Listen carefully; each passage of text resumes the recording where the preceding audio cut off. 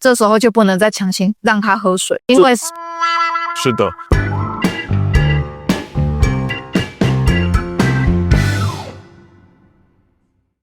Hello， 大家好，我是93先生，很高兴你继续收听这个频道，让你朝安全又迈向一步。哎，我是晶晶，大家晚安，晚安。而我们今天呢，想要来跟大家谈的主题的，其实是跟救护比较有关，是指热伤害。这个所谓热伤害，其实大家比较熟悉的就是中暑这件事情。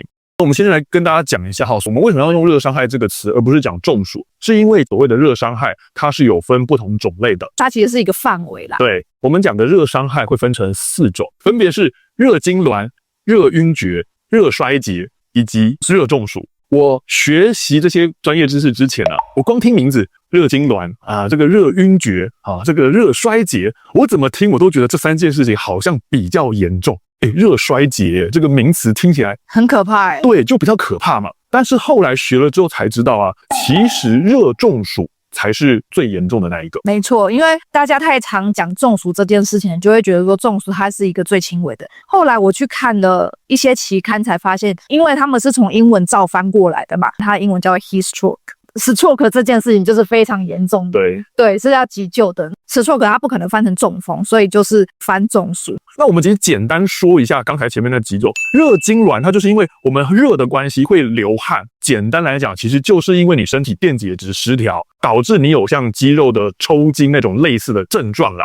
下一个热晕厥，这个天气热，我为了要排汗散热，所以身体的血管会扩张。那血管扩张就是你的血压会下降，导致它突然间血压低，然后昏倒。这2个情况它都只是比较轻微的。当然我们不是说这个轻微你不用管它，如果没有好好处理的话，可能会演变成我们刚刚讲的严重的热中暑那种情形的。那再来热衰竭啊，也是因为你流汗过多，导致你的血液循环呢出现一些衰竭的症状就是你会流汗嘛，然后头晕嘛，然后头痛啊，肤色苍白。那当然因为热的关系，有可能体温也会上升。最后最严重的热中暑分成2种类型，一个叫做传统型热中暑，一个叫做劳动型热中暑。传统型热中暑是说我这个人因为某些内在的因素，例如我可能有慢性疾病啊，例如我可能肥胖啊，例如我可能老年人，或者是年纪比较小的婴幼儿，他本身调节体温的能力就已经比较差了。那这时候环境又因为高温，那我身体调节散热的这个能力跟不上环境高温，导致我出现中暑的状况。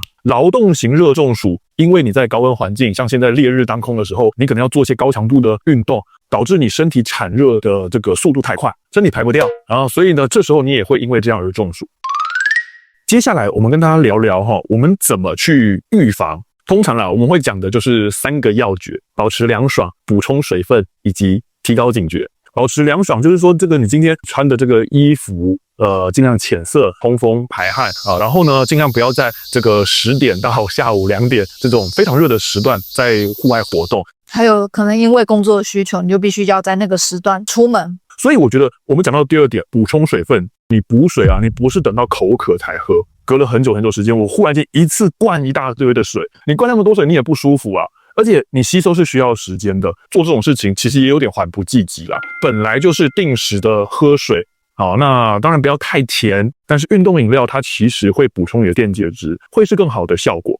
但是我觉得这个东西是在你开始这个活动之前就要先做，不是进入活动之后感觉到一点点不舒服才要做，我觉得会有点来不及。是的，因为其实我们谈的是预防。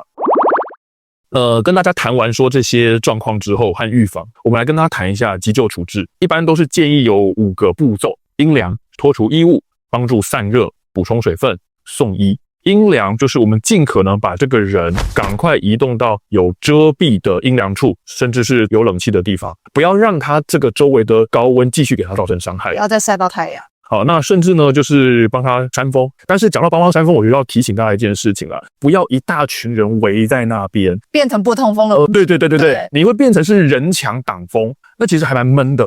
那第2个，脱除衣服。这时候你可能一些束缚会让它不好散热，或是感觉呼吸更不顺畅，紧绷的衣服啊，或者它本来衣服就有点不透气的，尽量把它脱掉。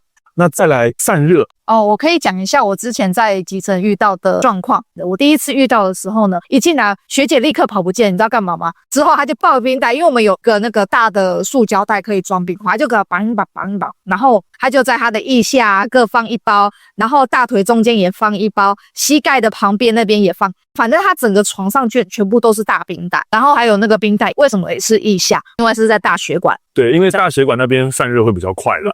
甚至我们以前在教的时候有讲说，最理想的降温方式就是直接让它泡冷水。但是我知道这个实物上你不太有机会，你没有那个环境跟条件，尤其我们救护车不可能这个车上载那一大缸水，大部分用的方法实物上就是你讲的冰袋然后呢车上的冷气呢就给它开到最大。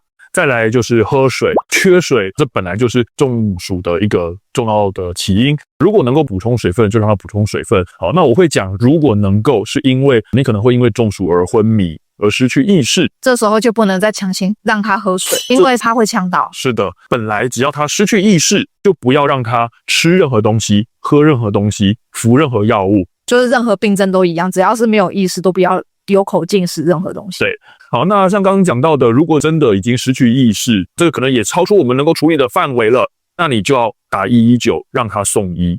那最后跟大家提醒，有2件事情是不要做的。第一个呢，就是不要用酒精去擦拭他的身体。那这个是我查国民健康署上面提供的资料。其实擦酒精这个只是暂时性的让表面降温，但是它是错觉。其实你的核心体温会因为你毛孔收缩反而散热不了。那第二件事情是说，不要吃退烧药，因为呢中暑的时候其实会有一个表征是你的体温会上升，甚至可能会超过40度。但是呢，那跟你今天因为生病或是感染导致你的这个发烧的现象是不同的机制。而且我觉得感受也不一样吧，因为如果是因感染或者是生病引起的发烧，它的前置作业一定是先打摆子、发抖、发冷。但是中暑的话是直接升高，它并没有任何会发冷的状况。那你去乱服药，其实不但没有帮助，反而是个坏事啦。好，所以呢，我想这是今天跟大家分享关于热伤害的一些概念，就跟大家分享到这边。好，那么希望呢，今天分享的内容对大家的安全有所帮助。如果各位有从这集获得收获的话呢，请按赞、订阅、分享我们的影片。你有过中暑的经验吗？欢迎下面留言。那今天就到这边咯，下次再见，拜拜。以前我自己高中的时候，也常常呢暑假出去打棒球，然后每次一打，也不他们都是在烈日当空之下打。但是现在想想，我就觉得是当时真的就是仗着自己年轻力壮啊，都没什么事情，然后下来呢灌一大壶水，好了，没事了。我以前在学校上课的时候，常常就会觉得很不可思议的是，这些男生他中午可以牺牲睡觉时间，一定要去打球，甚至他们可以就是吃一点点，然后就去室外晒太阳、打球或做其他运动。我就觉得你们怎么做得到？怎么会有那么多精力？然后好像永远用不完。可是我就觉得女生就有点就臭男生嘛，反正我们不弄得满身臭汗，怎么叫臭男生呢？对不对？而且不吃饭啊，我告诉你为什么？因为我们可以行光合作用。光合作用只有你。对，我会变绿色，肚子的时候会变绿色。